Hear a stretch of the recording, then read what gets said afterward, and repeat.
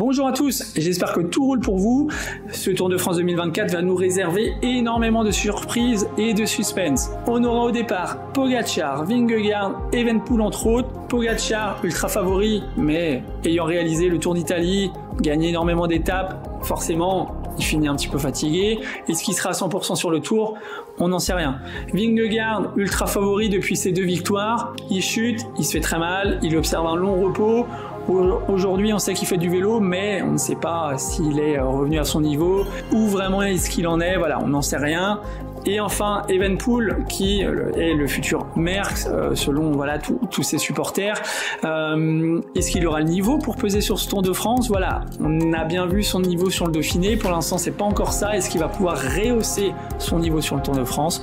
On va bientôt le voir. En attendant, j'aimerais connaître votre avis, votre sentiment.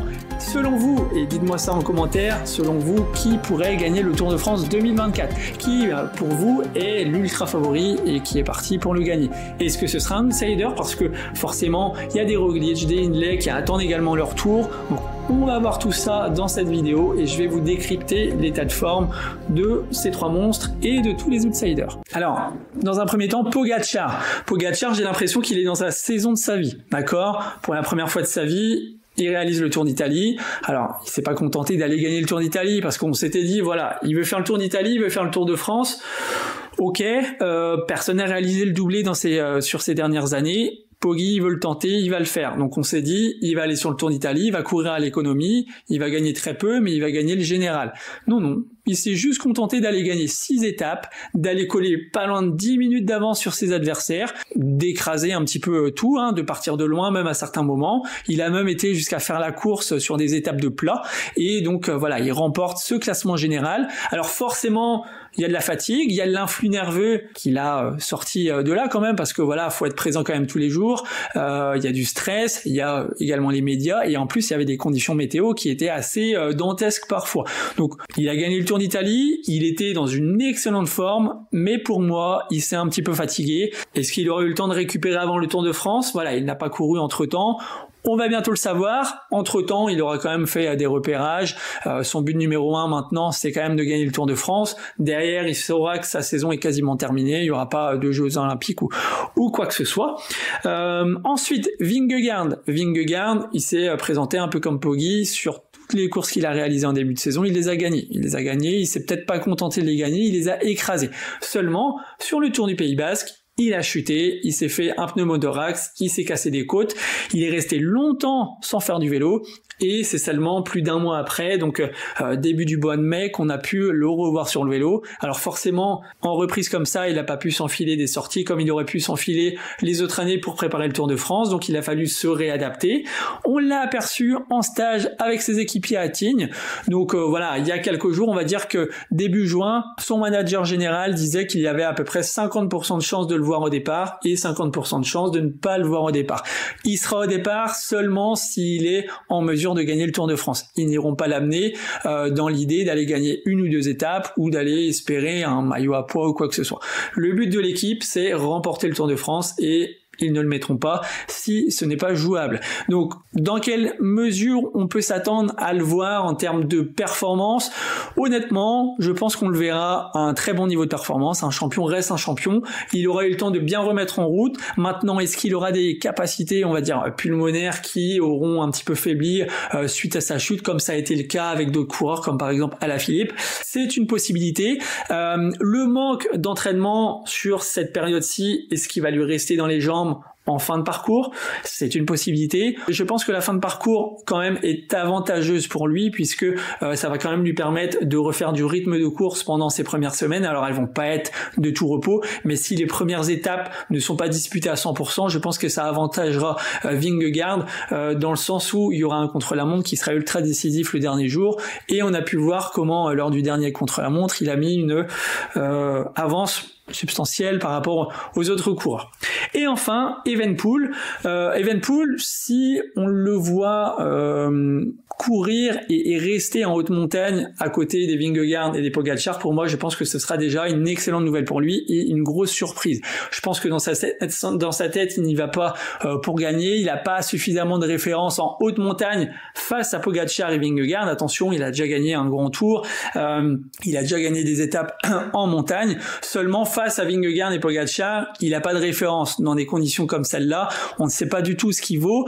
Sur le Dauphiné, voilà, il a été assez absent des débats, donc dominé par Roglic. Alors, il a remporté un très très bon contre-la-montre. Seulement en montagne, derrière, ça s'est pas passé comme il a voulu. Il a pas pesé du tout. Il a fait que reculer et il termine quand même assez loin du podium sur ces étapes du Dauphiné. Malgré tout, il est jeune. Il est considéré comme le nouveau Eddy Merckx. Alors, ça ne fait pas tout, mais il y a quand même un potentiel qui est très très bon chez lui. Il y a une grande capacité d'adaptation, de récupération entre les étapes et surtout sa capacité à rouler est très très bonne. Et quand on voit le dernier contre-la-montre, je pense qu'il a une petite idée derrière la tête. Si jamais il est hors du coup, il pourra se réserver pour ce contre-la-montre, et s'il est dans le coup, il pourra tout donner sur ce contre-la-montre et donc révéler à tout le monde à quel point il a progressé et à quel point on pourra compter sur lui dans les années à venir pour remporter le Tour de France. Un petit détail encore à régler, c'est Evenepoel, il est pas très très à l'aise sur les chemins blancs, les courses à pavés, tout ça. Voilà, il est pas super à l'aise. On a pu le voir par le passé sur un Tour d'Espagne ou alors Tour d'Espagne ou Tour d'Italie, mais sur des chemins, il avait perdu énormément de temps avec Almeida qui était censé l'aider. Ils avaient perdu un temps fou tellement il n'était pas à l'aise. Attention du coup à cette étape de 3 où avec les chemins blancs, ça risque de lui poser problème. Après, il sera très très bien entouré dans son équipe. C'est un petit peu la spécialité de l'équipe, ce genre de course-là. Donc on peut s'attendre quand même à ce qu'il ait progressé un petit peu de ce côté-là.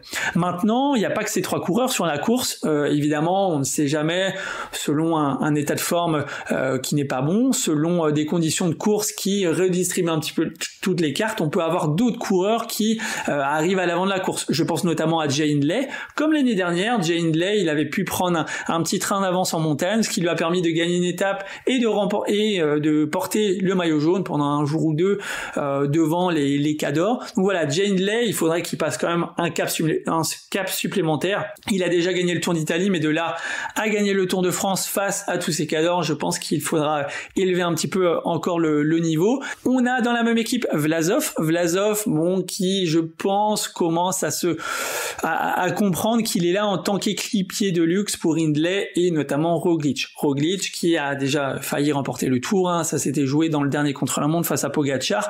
Roglic, il est parti de Jumbo justement pour avoir son propre leadership et avoir son équipe autour de lui. Et l'équipe Bora, avec Hindley, avec Vlasov et donc lui, je pense qu'ils peuvent réserver une bonne surprise sur ce tour. Roglic a remporté le Dauphiné libéré. Jusqu'à la dernière étape, il avait un état de forme qui était rassurant. Maintenant, sur la dernière étape, il s'est un petit peu écroulé, donc on peut se poser des questions pour le tour. En attendant, le Dauphiné, c'était 3-4 semaines avant le départ du tour. Il attend de récupérer, encore plus progresser, et peut-être pourquoi pas amener son pic de forme sur le Tour de France. C'est son objectif numéro 1. Donc on peut, je pense, compter sur Roglic, au moins au même niveau qu'Evenepoel, et dans le cas où Pogačar est un petit peu fatigué et que Vingegaard n'est pas à 100%, je pense qu'on pourra compter sur Roglic pour aller flirter avec le podium à la fin, alors pas à Paris, mais à la fin à Nice.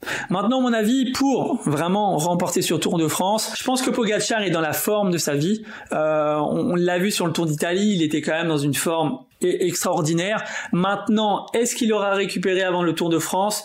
Voilà, mon avis se porte surtout sur Pogačar et Vingegaard. Selon moi, malheureusement, Evenepoel, il sera pas encore au niveau cette année. Il faudra attendre un petit peu, il faudra prouver encore un petit peu face à Pogačar, face à Vingegaard, et peut-être pourquoi pas renforcer un petit peu son équipe aussi pour être en mesure de bien rivaliser avec eux en haute montagne.